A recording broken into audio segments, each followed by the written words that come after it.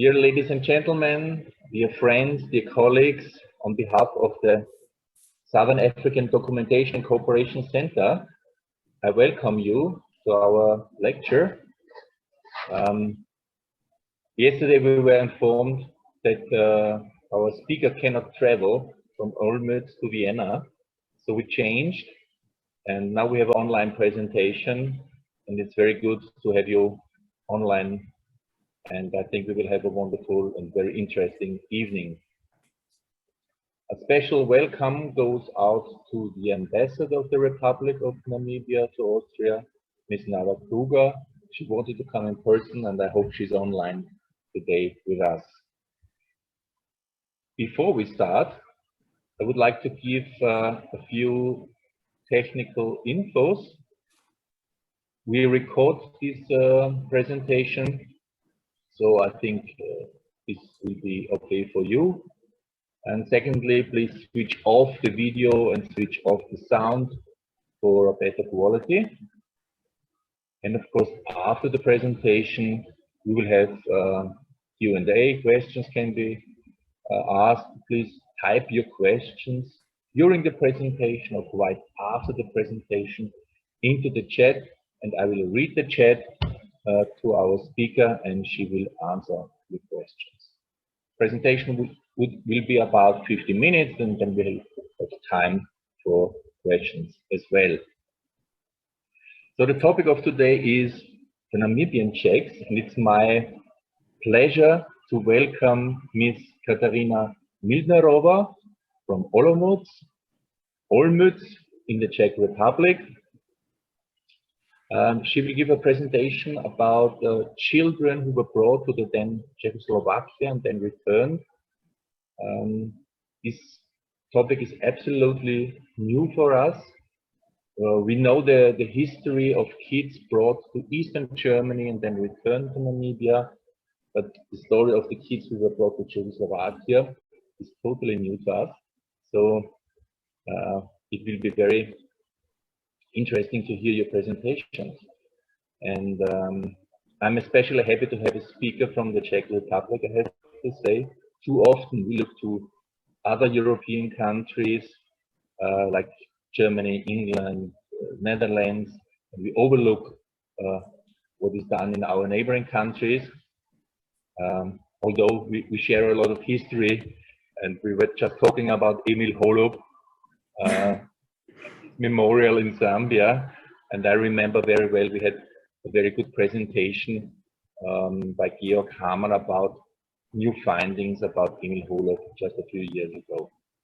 So I hope we stay in contact and we will have more cooperation on Southern African studies. So again, welcome Ms. Mildnerová, and the floor is yours. Okay. So good evening to everybody. I'm very much honored by this opportunity to give a lecture at Southern Africa Documentation and Cooperation Center. I first would like to apologize that I cannot be there personally because I found myself under the quarantine after return from Zambia from the research. I just came back. But anyway, I hope you will enjoy the lecture and that there will be also a discussion at the end.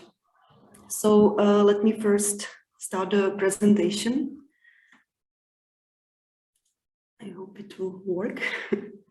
Yeah, can you see it? I hope you can see it because I shared the... Yes, it's working very well, thank you. Okay. So let's start. But I don't know how to change the slide. It doesn't work. Now. Okay, so just for the content of the lecture, first I will give you a short introduction. I will present and introduce my book. Then I will say something about my research focus, short notes on methodology and theory. And then I start to talk about the history of the Namibian children in Czechoslovakia. And I will touch also this anthropological issue, which is collective identity of the Namibian Czech, which was like part of my 2 years research. And then I come to the conclusion. So today I would like to present my new book called Namibian Czechs, which was published by Lit Verlag in 2020. And this book is in fact an enhanced academic version of Czech popular literature book Černí sokoly, which you can see on the right side. That was published the same year in Czech language. Both books were launched in Windhoek last year in the presence of the whole community of the Namibian Czechs and Czech diplomats also.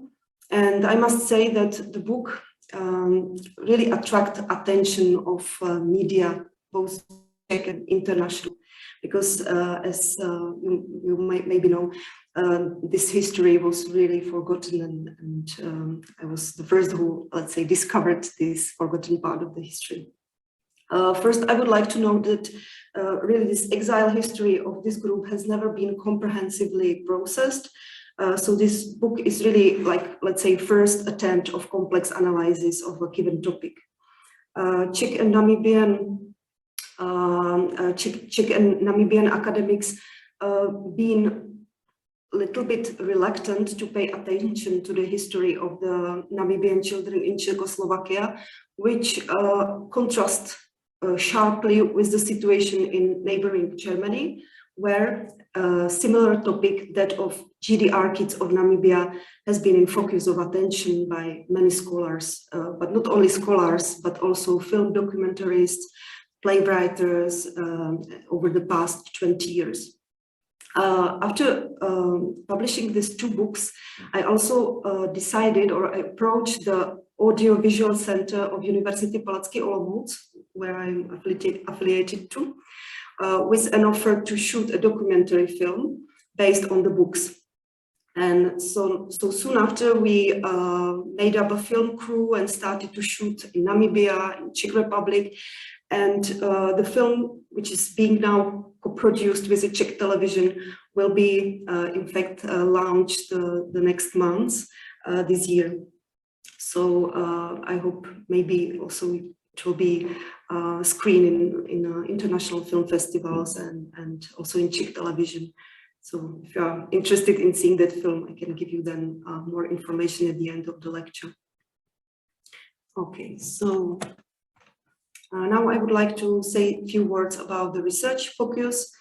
So the book of Namibian Czech, in fact, deals with a specific historical case of politically induced mobility and displacement of Namibian Czechs, who are originally Namibian children, war refugees who residing in Czechoslovakia between 1985 and 1991, and who are currently living mainly in Namibia. This book is a result of my long-term historical and anthropological research that I carried out between 2017 and 2020, or 2019, sorry, both in Czechia and Namibia. My research combined historiographical, biographical, and also ethnographic design, because I'm a social and cultural anthropologist, and which means that on one hand, I try to reconstruct the exile history of the group of Namibian children in Czechoslovakia through the method of oral history, analysis of archival sources, personal documentation, letters, media outputs, and many other data.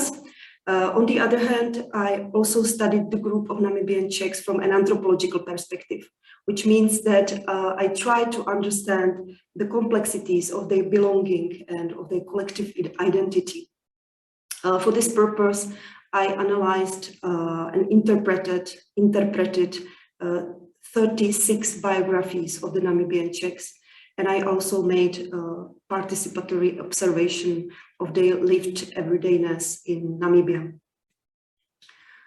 As for very shortly for theoretical background of the book, I employed terminology, concept, and theories from different social science, mainly from social and cultural anthropology, memory studies, development psychology, sociology, migration studies, etc. So as you can see on the slide, there were a lot of concepts and theories which I used for interpretation of the data gained during this research. So who are the Namibian Czechs? Namibian Czechs, or Black Czechs, as they call themselves, are originally a group, as I said, of child war refugees who were born in SWAPO camps in Zambia and Angola during the Namibian liberation struggle, and who were admitted by the Czechoslovak government in 1985 for upbringing and education. This was an act of Czechoslovak international solidarity assistance to the Southwest African People's Organization, SWAPO, who was fighting for more than 30 years for the independence of Namibia from South African domination. Just to put you in the context, so Namibia gained independence from South Africa on 21st March of 1990.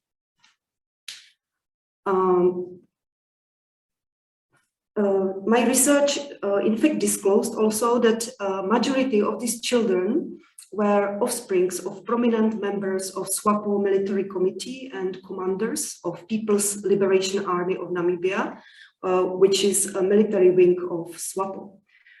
Many of them were, in fact, children of prominent Namibian independence fighters, such as Greenwell Matongo, Jonas Haiduwa, Gamva, McNamara, and many others. Now I would like to say something about this political and historical context. International solidarity programs that aimed at African liberation movements fitted into Cold War scheme. Czechoslovakia, as a satellite state of USSR after the communist coup in 1948, was an important mediator of interventions in favor of African states undergoing emancipation from colonial powers since 1960s. Czechoslovakia at that time had a very exceptional relations with Angola and supported Angola freedom fighters from Popular Movement for Liberation of Angola, MPLA, by sending their military advisors, arms supplies. We were training cadres and accepting also a lot of Angolan students for studies at universities in Czechoslovakia. Czechoslovakia also supported SWAPO liberation movement that they were operating in Angola, in fact, by sending them material, immaterial assistance, and also so-called special assistance, which were military supplies. And we also provided medical treatment of wounded Namibian combatants in Czechoslovakia. But Czechoslovakia was not the only one within the communist Eastern Bloc who assisted SWAPO during the armed struggle by providing education for its children. Hundreds of Namibian child war refugees were also sent to German Democratic Republic and also Cuba between 1970s and 1980s. Just to give you a short outline, so the Republic of Cuba was first who offered the assistance to SWAPO already in 1978. When Cuban government admitted 600 Namibian children for education as an expression of solidarity with the victims of bombing attack at a civilian camp in Kasinga. The war orphans were placed in international school on Isle of Youth, and until 1993, more than 1,300 Namibian pupils completed elementary and secondary school there. After secondary school graduation, many of these students continued their studies in GDR. Unfortunately, there are not a lot of studies or books about these Namibian children who grew up in Cuba, but we have a lot of studies, as I said, from German Democratic Republic. In 1979, Sam Nujoma, who was the leader of SWAPO, addressed GDR political leaders with a request for help to protect the children from SWAPO refugee camps and also to ensure them the education. And as a result, East German government admitted 80 preschool children and 15 caretakers. This international assistance continued in following years, when GDR continued receiving Namibian children in smaller groups, let's say each year. And the biggest group, which is known in literature as Convoy S100, arrived from Kwanzasu, which was the biggest civilian camp in Angola, in July 1989. So from 1979 to 1990, East Germany admitted a total of 430 Namibian children. And this was very, very well, as I said, documented by many historians, anthropologists, and etc. So the Czechoslovakia was as a third country in a row, let's say, who admitted Namibian children. It was also requested, or on request of Sam Nujoma, who approached Czechoslovak embassy in Berlin in 1983, and who asked for adoption of Namibian children who supposed to be war orphans who were exposed to the threat of UNITA rebels' raids. The Presidium of the Government of Czechoslovakia, in its resolution of 24th October 1985, admitted 56 Namibian children for education in Czechoslovakia. What is interesting is to see that in explanatory memorandum, which I found in archive, stated that these children, after having completed elementary education, should continue or will continue their studies at secondary school in our country. But unfortunately, it never happened due to the political change of the climate, as we will talk later. It was not the only group who came to Czech Republic. 3 years later, Sam Nujoma sent a new request, and it was agreed, and second group of 63 Namibian children were admitted for studies in September 1989. The second group was located in Považská Bystrica, which is the Slovak part of Czechoslovakia. My research, in fact, covered only the first group, while the second group was investigated by my PhD student Martina Jakubcová, who also published some chapters and articles on this second group of Namibian children. I can say that all these educational programs, I mean, from Republic of Cuba, German Democratic Republic, and Czechoslovakia, showed a number of identical features. The main purpose of this, let's say, social engineering project was to raise children into obedient soldiers, ardent communists, and firmly convinced Namibian patriots who would become an elite of the newly established state. So the little Namibians were also being prepared for potential military mobilization. So they underwent, let's say, like military training in these countries. And in case of continuing war, they would have become the new blood of the armed struggle. So now I would like to talk about the Namibian children who resided in Bartošovice between 1985 and 1988. So they, as I said, they were 56 at the age from 5 to 8. And they were accompanied by 7 Namibian caregivers and 1 official Namibian male leader.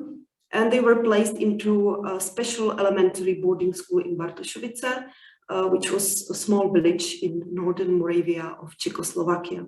They stayed in a beautiful castle. They were separated from Czech pupils, so they have the school for themselves, let's say.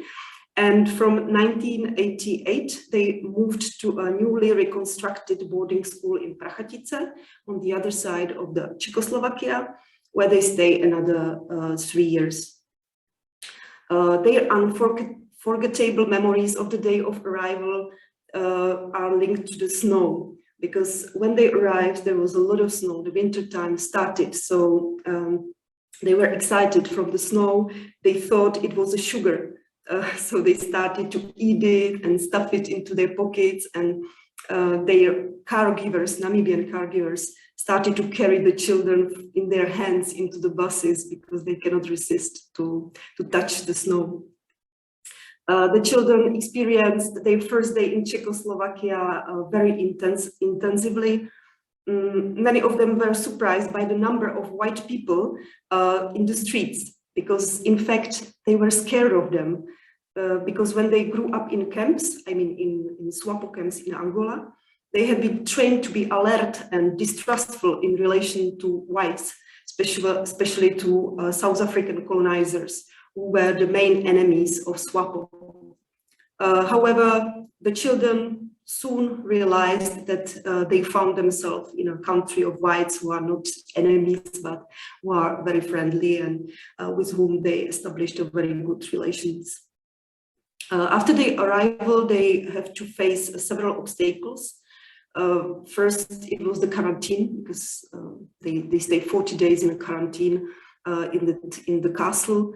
Then it was the language. Language was a huge barrier to mutual understanding, because Czech staff, Czech teachers, Czech caregivers, they could not communicate with the children and Namibian staff because they spoke only Czech language. So after arrival, children known only basic knowledge of Oshikwanyama, which is lingua franca in SWAPO camps in Angola. And they spoke a little bit Portuguese, and their knowledge of English was really minimal. They just understood military commands and greetings in English. So Namibian children were to complete elementary school in Czech language according to the Czechoslovak curriculum. Unlike in GDR, which made the Namibian pupils go through 1 year preparatory language course before they started school. So nothing like this was introduced in Czechoslovakia. It really sounds almost unbelievable that Namibian children had to learn Czech language within 1.5 months before starting elementary school, which started in January 1986. The children also suffered from mood disorders, enuresis, sleep terrors. They were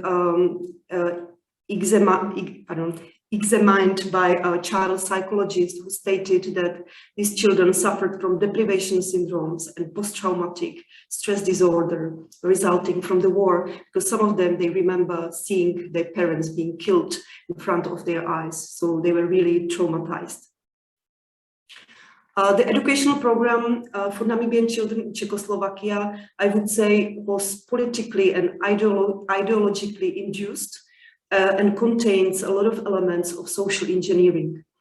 As I already said, its main objective was to educate the future elite of a newly established Namibian nation.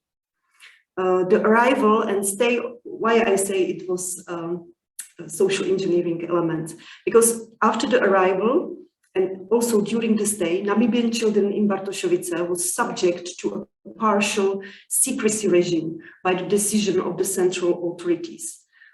This directive was most likely based on agreement between Central Committee of the Czechoslovak Communist Party and also SWAPO to ensure the children's maximum safety.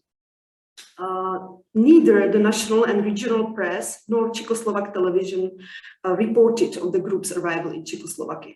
So there was a sort of, let's say, information embargo, which was the same in GDR.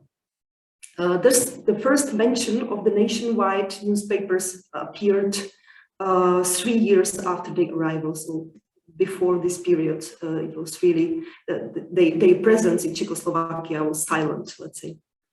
Throughout their stay in Czechoslovakia, the children also were not informed about their parents.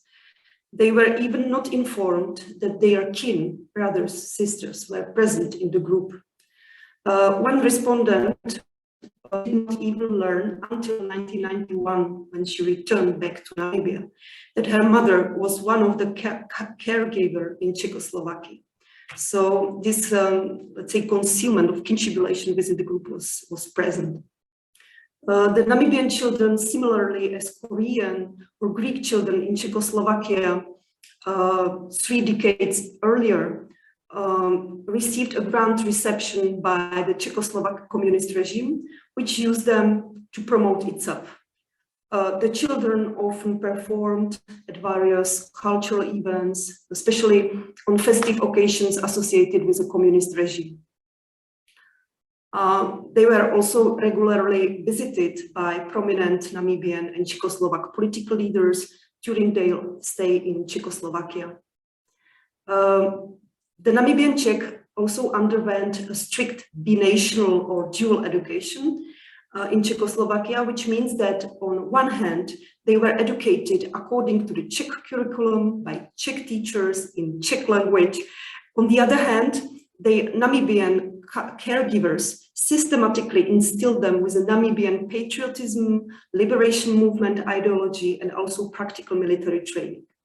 So the Czech and Namibian education was strictly separated in place and in time, which was, of course, not well comprehended by the small children themselves. I dare to say that they experienced a sort of cultural schizophrenia, because for them as a children, it was really very difficult to distinguish when to behave and speak as Namibian and when to behave and speak as Czech. And they were also punished, physically punished, for talking in Czech language in the evening by the Namibian tutors when Czech caregivers left home.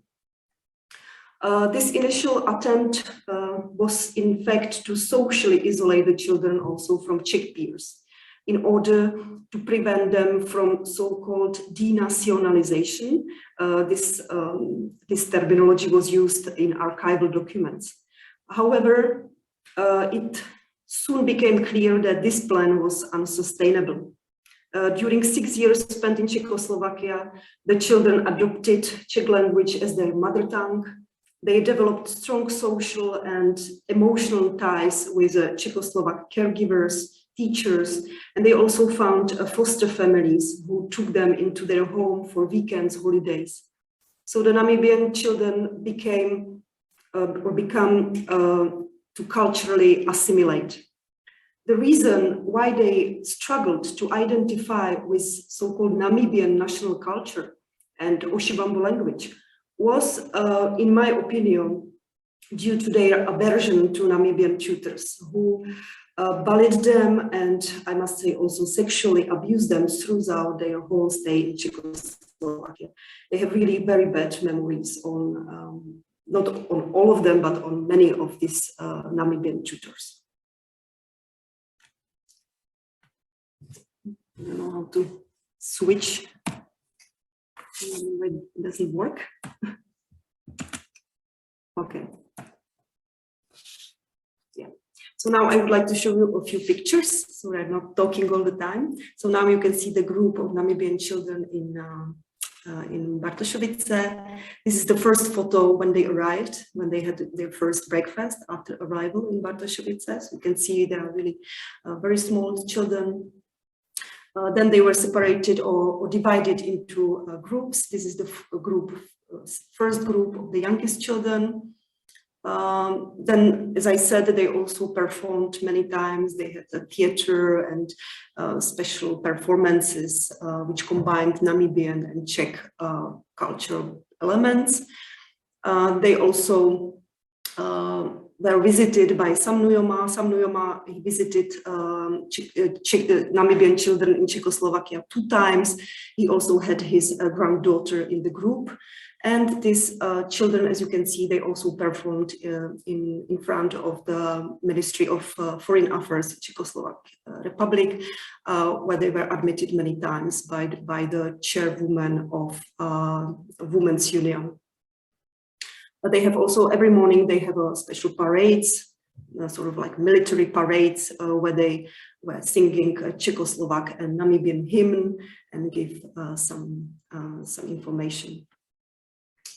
Then on this photo, you can see that they started to be more close with the Czech children, and they found Czech friends with whom they are in touch until today. Okay, in 1988, Namibian children moved to Prachatice. As you can see on the map, it's really quite far from Bartošovice. They were accommodated in newly renovated boarding school in former St. Margaret Spa, which was at the outskirts of the town, so they were more even socially isolated as before. And they also started to be prepared for their future vocation. They at that time, they were fully socially integrated into the Czech society through diverse sport clubs, like they were in cross-country skiing clubs, water sports, football, etc. And they also were very often spent a lot of time in Czech host families who took them homes or for the holidays, etc. Here you can see the photo of Namibians in a cross-country skiing club. Some of them were even very successful, as you can see on the right side of the picture. This is the water sports club. This is one of the Namibian Czech who spent quite a lot of time with one of a Czech tutor at her home.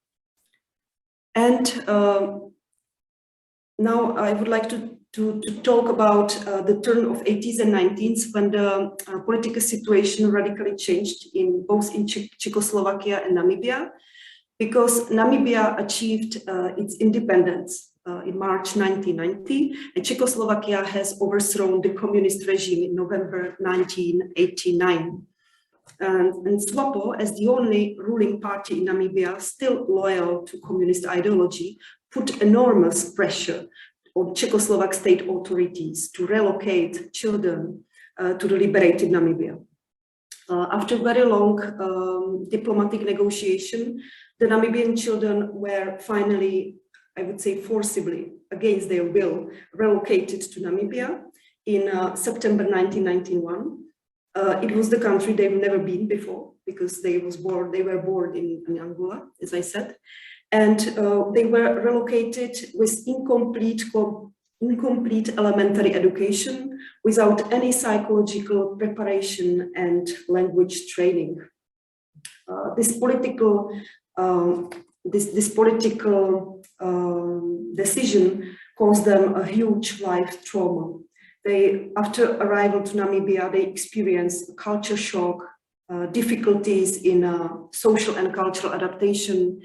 And until now, after 30 years spending in Namibia, many of them are not successfully integrated into Namibian society. They still feel to be marginals, outsiders, cultural other.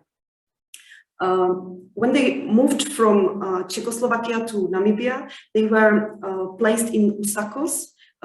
This was a special place where integration program was being implemented.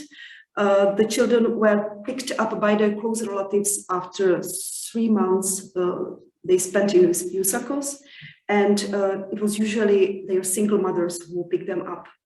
In most of the cases, their fathers were either unknown, or they died in the war, or they did not claim any responsibility for their children because they had new families at that time.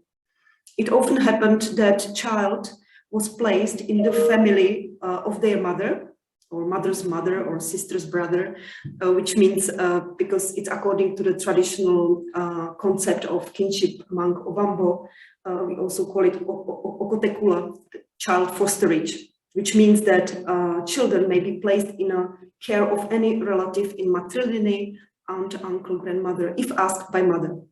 So many of them were placed into half foster families, mostly in a village.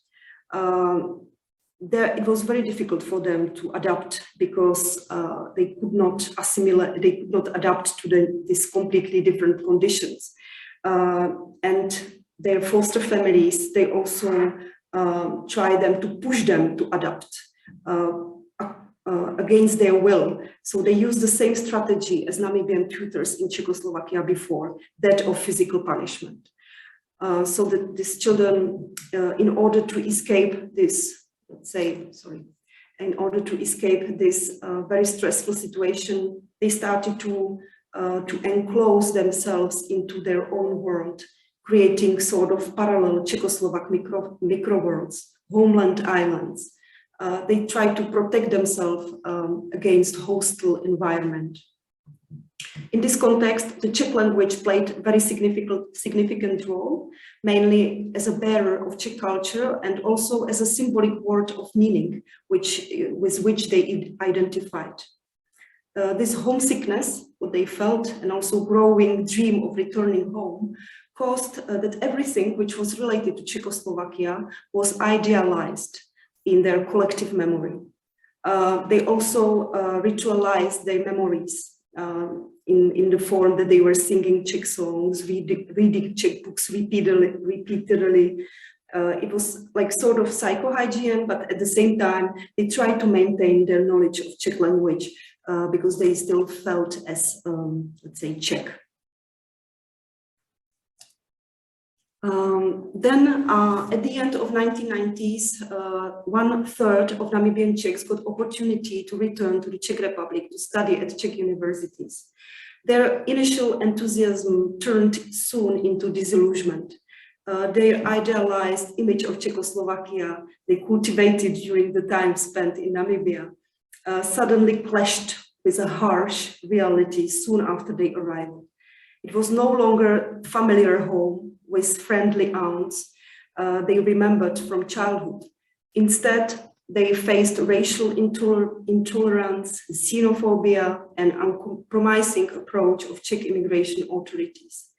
But what's more, their internally adopted Czechness was denied by the majority of Czech society due to their different skin color. What is interesting to see that as a result, this originally external boundary marker became later an internal identity marker for the majority of Namibian Czech. Their realization that they are not Czech but Black Czech strongly accelerated the change of their identity.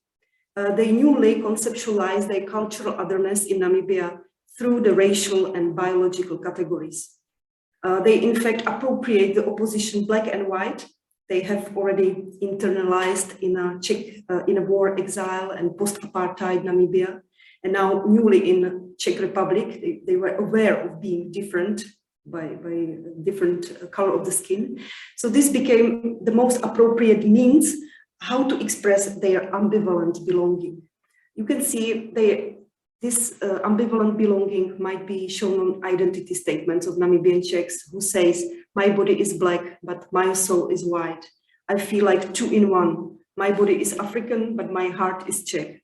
I feel to be stranger in both countries. So this is that ambivalence that they share with other exile or especially diasporic identities from anthropological point of view. Here you can see also the photo, despite the difficulties they encountered after arrival back to Czech Republic, the Namibian Czechs also established a friendly and sometimes even loved relation with Czech counterparts during their studies in Czech Republic. They also went back to Bartošovice, Prachatice to reunite with their foster families. 3 of them married with Czech women or Czech men. And they also, as I said, returned to the place to meet their friends from that early childhood. Here you can see on the photo the Namibian Czechs who met their foster families or they had new Czech girlfriends and so on. So how Namibian Czechs live today? More than 90% of the Namibian Czechs live permanently in Namibia at the moment. 7 of them have a residence abroad, from which 5 of them presently live in the Czech Republic. Almost half of them, I mean half of those who stay in Namibia, live in the capital of Windhoek, which is they have an everyday relationship between them. And 3 of them have permanent residence in the north of country in Ovamboland. Only few live in the west coast of Namibia in Swakopmund and Walvis Bay.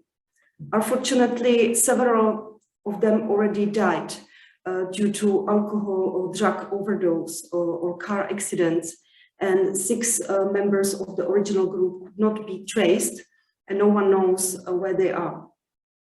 Majority of the Namibian Czechs keep in touch, as I said, either personally or through social media, and they maintain the Czech language, whether actively or passively.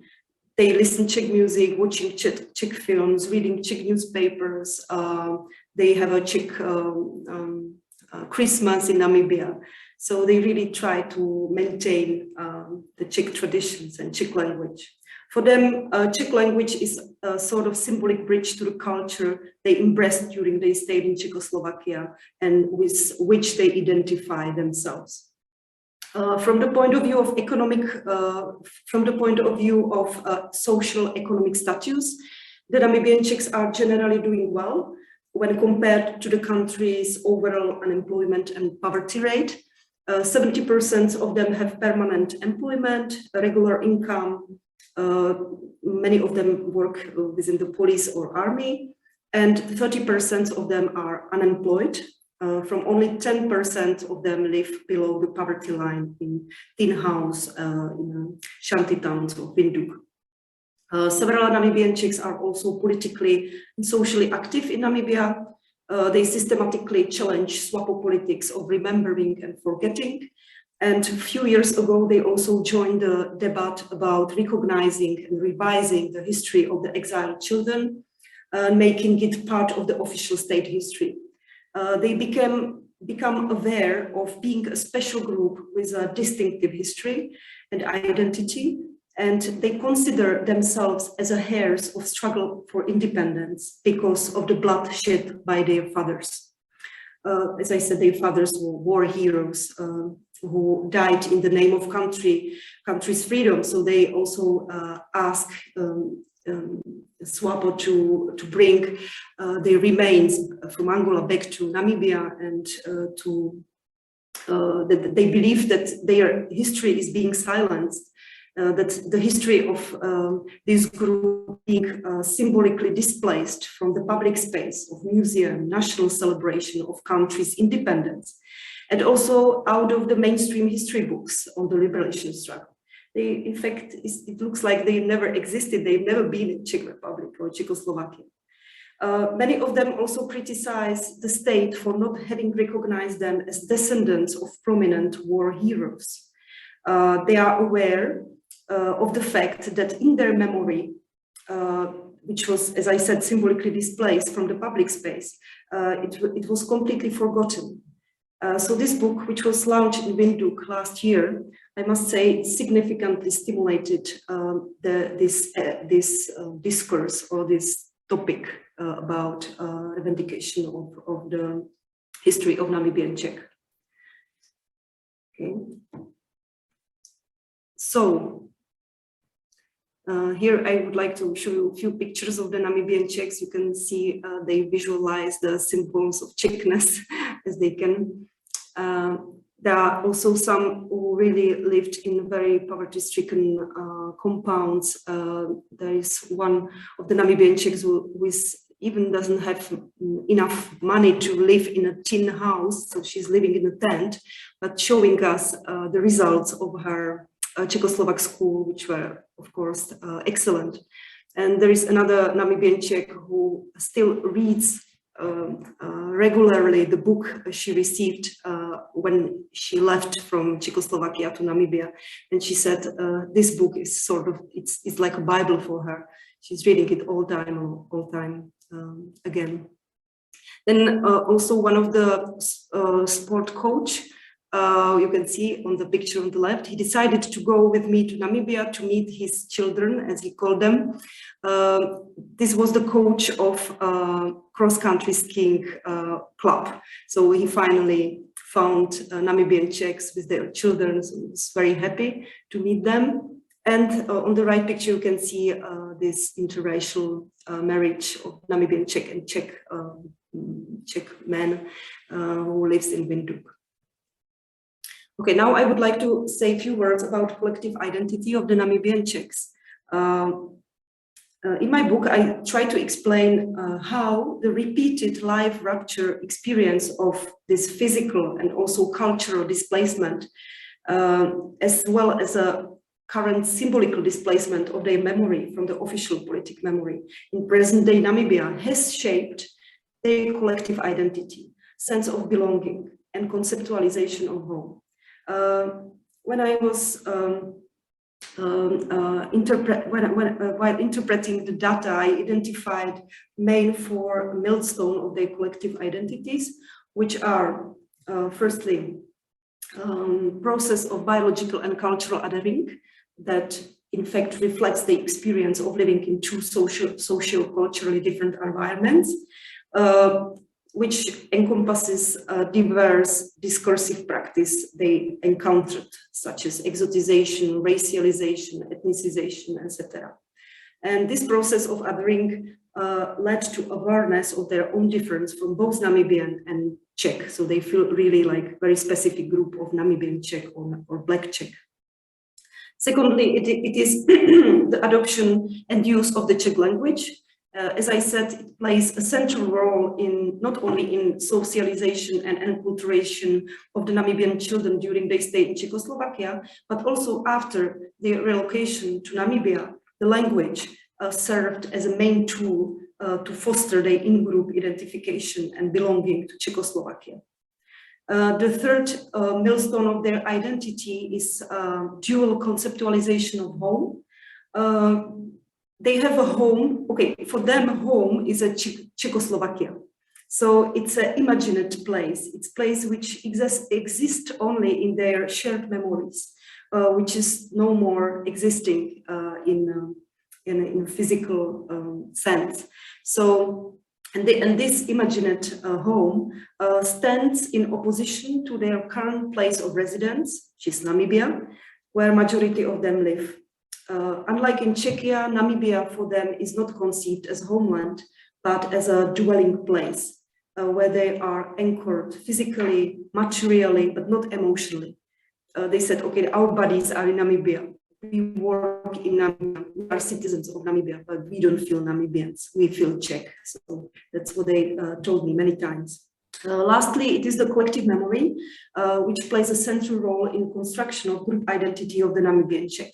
From the point of view of content, the collective narratives which circulates in the group, in fact, reflects their experience of physical displacement, both from Angola to Czechoslovakia and from Czechoslovakia to Namibia, and also reflects the cultural displacement, which means that it is the period when they struggled to adapt to different social cultural environment, both in Czechoslovakia and in Namibia. And also the collective memory contains this symbolical displacement from the official state political memory, as I was already talking about. So to say a few words in conclusion, the collective identity of Namibian Czechs is really complex, dynamic, relational, and also narratively constructed over the time. As I could, because I told you I made participant observations, so I could see also that the identity is situational, which they are not Namibian Czechs always. It depends on social context. They are able to switching between the identity modes. Their belonging is also ambivalent, which means they feel not belonging here and there, not in Czech, not in Namibia. They feel a sort of outsiders, marginals, you know, those who are living at the edge. They are also very much aware of their own distinctiveness in terms of physical difference in Czech environment. They say we are Czech culturally, but physically we differ. But in Namibia, they differ culturally, but not, let's say, biologically. They feel very much special, unique in both social, cultural environments, and they also in this other positive way. I could also say that collective identity of the Namibian Czechs has much in common with diasporical identities, in the sense that they have a common memories of displacement. They have a strong feeling of common and just fate, common trauma they experience together. They also are very much oriented on a symbolical image of home and homeland, which is Czechoslovakia for them. They also experience a permanent state of betweenness. And they also cooperate in the sense that they share presence and responsibility. So they have some project which they launch together in a better future, let's say. Also, I would like to say in conclusion that this historical lesson with small Namibians placed in Czechoslovakia shows that any ill-conceived political manipulation with children is very, very dangerous. And it cannot have not only devastating effects on psyche of an individual, but also it caused a lifelong lack of existential and cultural uprooting. Namibian Czechs, they still feel the bitterness of being victims of the political plan that made them lose their promising adolescence in Czechoslovakia. They made lose their homeland, circle of their friends, close friends, but above all, they lost their identity and belonging. They blame, of course, namely SWAPO, manipulate with their lives to use them politically. Many of them still search also for their biological parents. The publishing of the book provoked many controversies, I must say, and also conflicting feelings within the community of the Namibian Czechs. I mean, I understand it. It's not easy to read about your life from someone's pen, especially when it concerns such a sensitive and unprocessed life periods they experienced. So majority of them believe that the book contributed to make their own exile history to be recognized as a legitimate part of the nationwide history.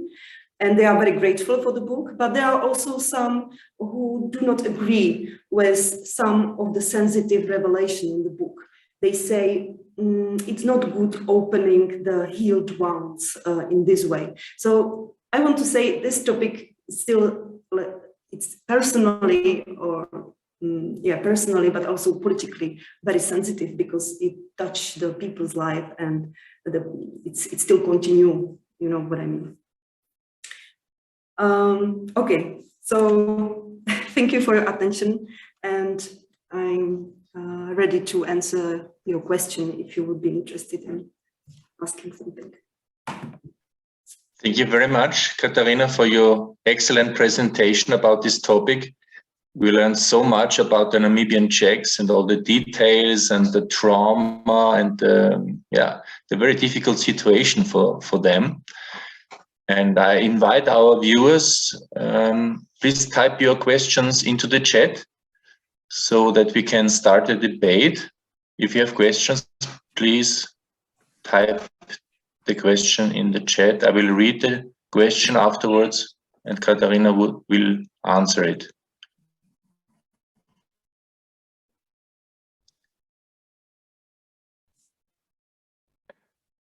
That's just a comment. It was very interesting. Thank you very much. Kateřina, maybe I can start before others type in. You touched one point, a very sensitive point. You were talking about mistreatment and even sexual abuse.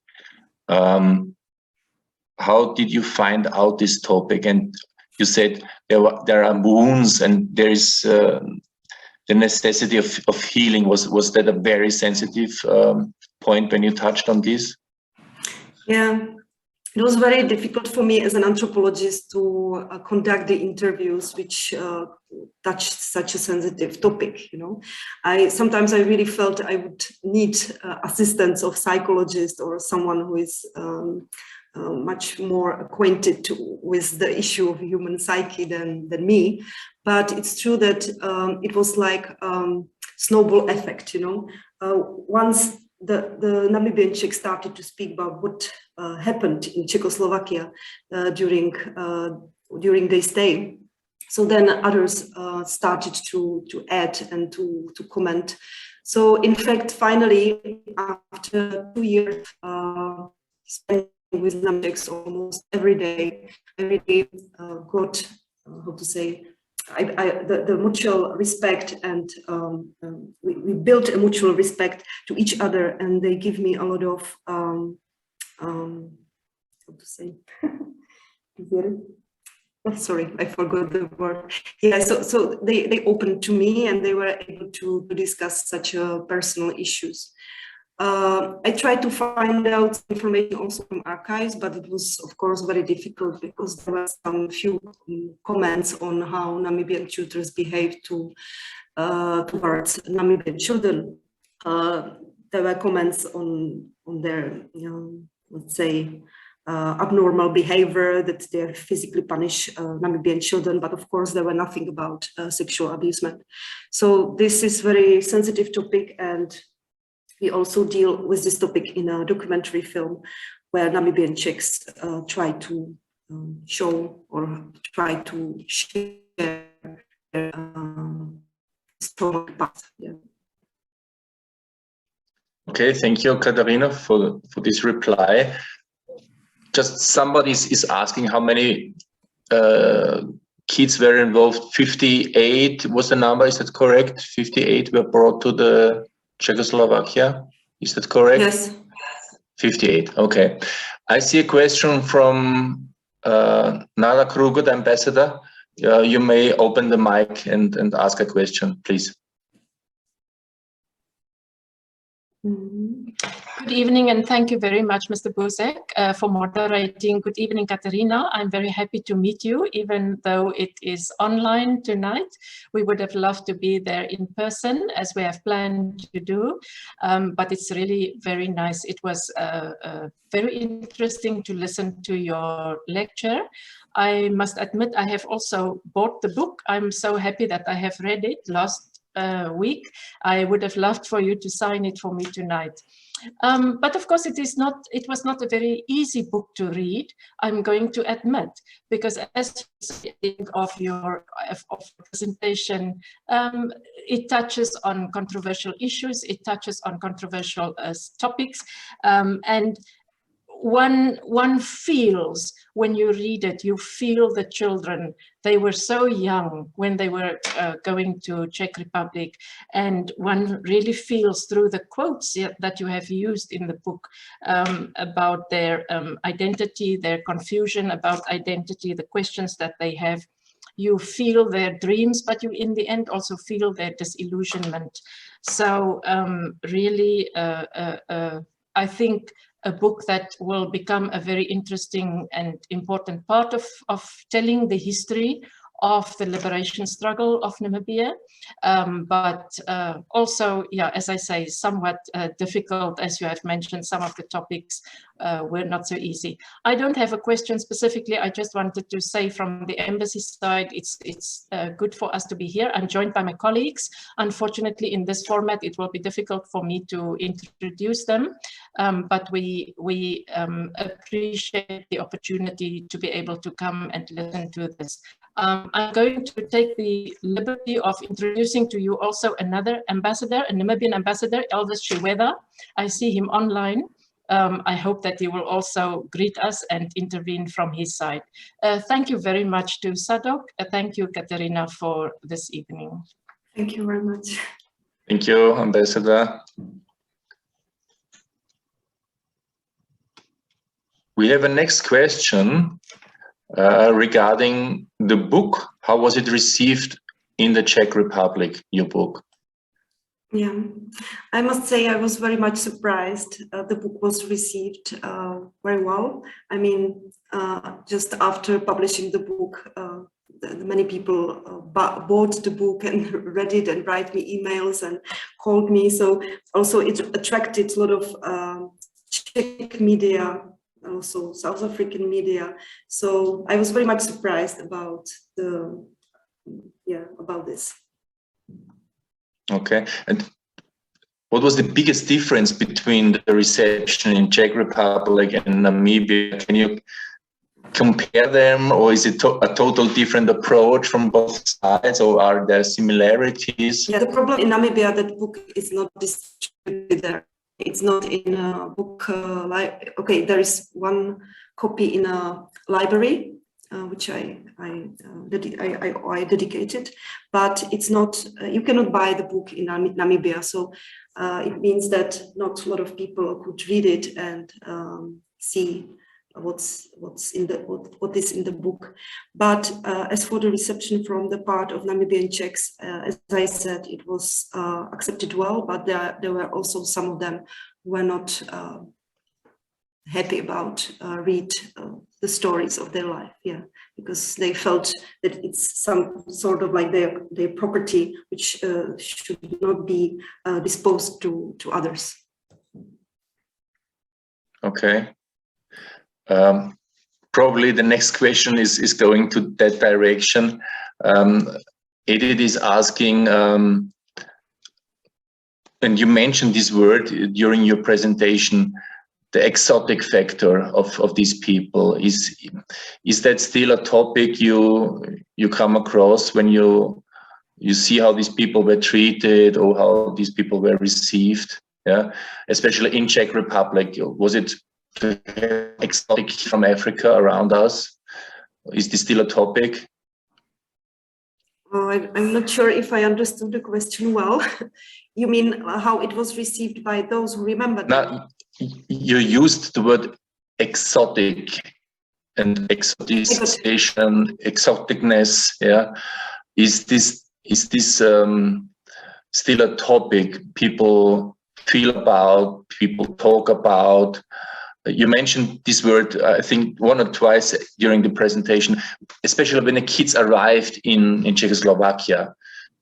Yeah. Do you see, was that important for the Czech authorities then to have some exotic kids? Was that important for them or just politically important? Yeah, I think it was just politically important. As I said, they used these kids for the promotion of communist regime.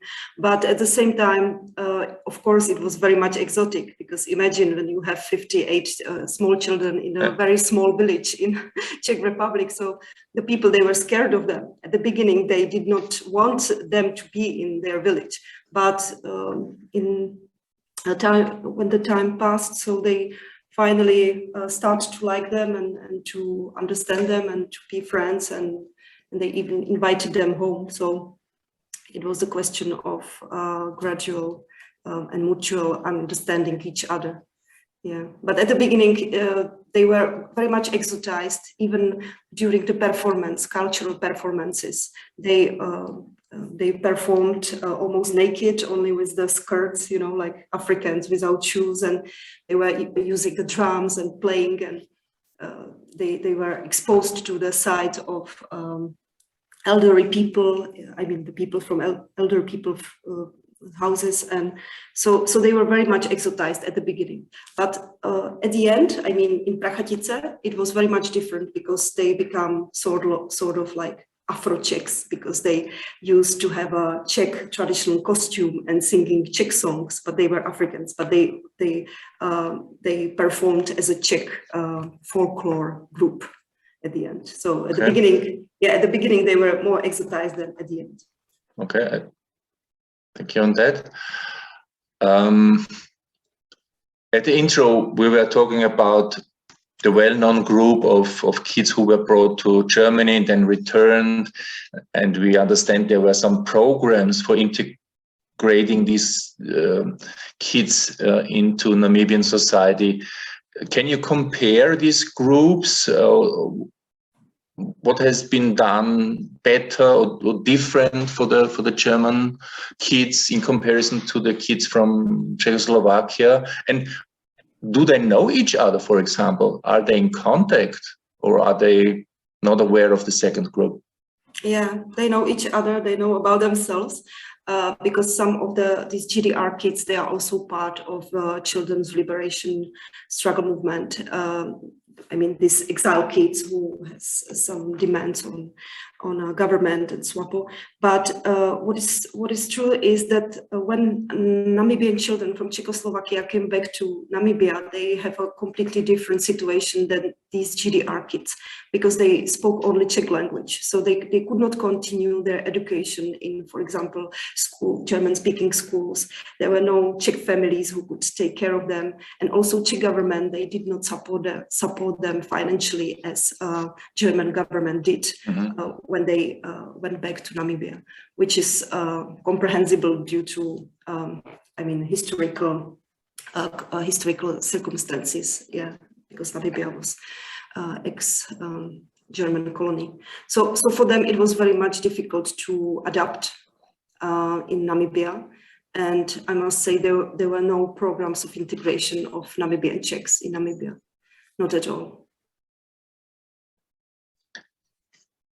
I learned that some of the kids from returning from Germany, they are now working in tourism, which is obviously a good way to earn an income.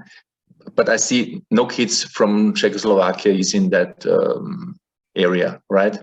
No. Nobody's working tourism. It's only one person I know. She is a tourist guide and travel agency in Namibia with a Czech tourist, Okay. but it's only one case. It's only one kid. Yeah. Yeah. And the market is much smaller, I understand. Yeah, but the difference was also that these GDR kids, when they came back to Namibia, they were much more older. You know, they were older, they were adults. Yeah, 20, 22, yeah, sometimes. Yeah, so they were able to make their livings, you know. Mm-hmm. But as for Namibian Czechs, they came back, they were 13, 14, you know, in full adolescence. They just were placed in villages where they could not cope with this reality. So for them, it was much more difficult, I would say, than for GDR kids. Okay. The next question is again about the topic of the misconduct, abuse. You said it was just done by Namibian tutors, caretakers. Have you heard of any other stories, mistreatment by Czech people, or is that too sensitive? This is one question. And the second question is, are there more Czech people still in contact with the group, apart from the gentleman we saw on your presentation, the cross-country ski trainer? Are there other Czech tutors which are still in contact or will even participate in the movie, in the documentation movie? Yeah. So for the first question, I would say that the relationship of Namibian children to Czech tutors and to Namibian tutors were very much different. The Czech tutors, they really approached them with a maternal sense. I don't know how to say, you know, they really try to make them feel home. They behave like their mothers. They were so kind with them. And these children, they really love them. That's why also when they have their own children, they named them after the Czech caregivers and also the Czech fairy tales characters. Which means the Namibian tutors, they were soldiers. They were very strict. They had some mission in Czechoslovakia. So it was not apprehended well by Namibian children. They did not understand why should they wake up at 5 o'clock and marching in the corridor and doing such a thing. So, and they did not like also the way how they taught them the Namibian patriotism and all this like patriotic issues. So they have a big aversion to them. And the question of sexual abusement, as I already said, or sexual abusement, it was only on the side of Namibian tutors, not on the Czech side. Okay. And the group who was staying in Cuba, are there any returnees from Cuba as well? Yeah, unfortunately, I don't have any information about the Cuban Namibian. I mean, Namibians who grew up in Cuba. I know that some of them, they are back in Namibia, but they are not at the same age as Namibian Czechs, and they are not in touch. They are mostly in touch with these GDR kids, but not with the Cuban one. So really don't have a lot of information about that. But I forgot to answer the second question you asked me about the relationship between the foster families and the Czech tutors and Namibians now. I say that my research really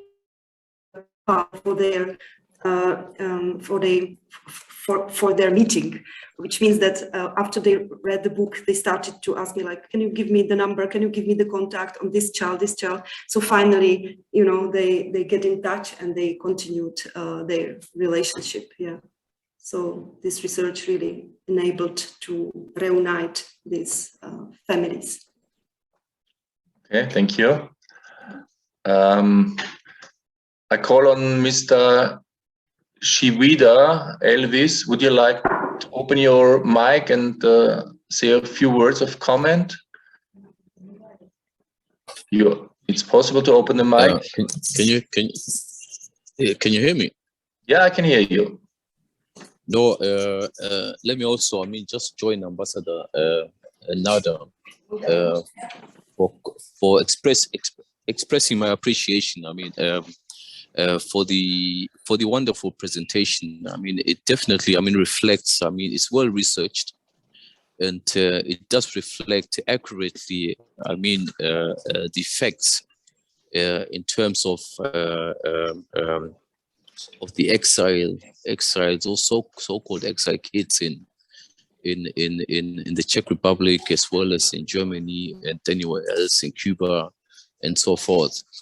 This is the research that has been done very well. We have seen research done in the past, which was very biased and not representing the true reality and the facts. And I comment this particular research that it does, to some extent, really reflect a reality of facts. Myself, I've also lived in exile. In fact, I've lived in the ex-GDR, and as you know, with the transition from communism, the transition from the fall of the wall, the end of the Cold War, it was a difficult time. It was a difficult time, and decision had to be taken. Most of them were taken based on political basis, not necessarily based on the well-being of the children affected in exile. It was simply, most of the decisions were taken based on the political conditions at that time. And as a result, I think that had affected a lot of decisions, which had also affected, the children that had lived in exile. And then the transition also, coming from exile, going back home, that was also a bit of a challenge, meaning that because the transition, especially when you're dealing with children, it should be, the challenge is integration. And the integration, I think, was not very, there wasn't a consideration done in terms of the consideration into the actual facts, social facts, psychological facts that would, returnees, people coming from exile. At that time, I think it was a condition where we did not know where to go in terms of, communism was falling. Communism was falling, and at the time, and we were also establishing a new state. And but I appreciate very much that we are able to record such history. As they say, we are taught by history to become better and shape our future. Kateřina, would you like to comment on this? Yeah, I must agree what was being told. That's true, because Namibia was in transition at that time when Namibian children from Czechoslovakia came back. It's true that Czechoslovak government, they really wanted the children stay in Czechoslovakia and finish their elementary education so that they can come back to Namibia and continue in education. But unfortunately, it was not possible because there was such a big pressure of Namibian authorities to come back, to bring back the children to their families, that nobody could change it. So I think, yeah, the history always gives us a good lecture how to make it better for the future. Thank you. I read a comment of a participant who would like to contact Ambassador Kruger later on the topic of child slavery. I think this is possible through email or phone. I think, of course, a further discussion is possible. Yeah. If if anybody has a question, please write a question into the chat.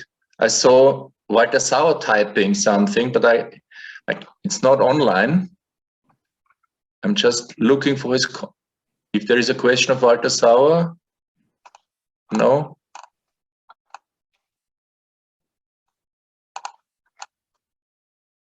So if somebody cannot type because the question is too long, you may open the mic and have a final question at the end, if somebody would like to do this. Yeah, I think my question is too long to type. Too long to type, yeah. Yeah. Thanks a lot for your presentation. It was really very interesting. And I lived in Mozambique for a while. And there we met a lot of older Mozambicans who lived in the GDR as well, but they came there for kind of training. But they were, I think, in their 20s when they were in the GDR in the 90s, but they somehow have the same fate as the children, because they still didn't get their place in Mozambique.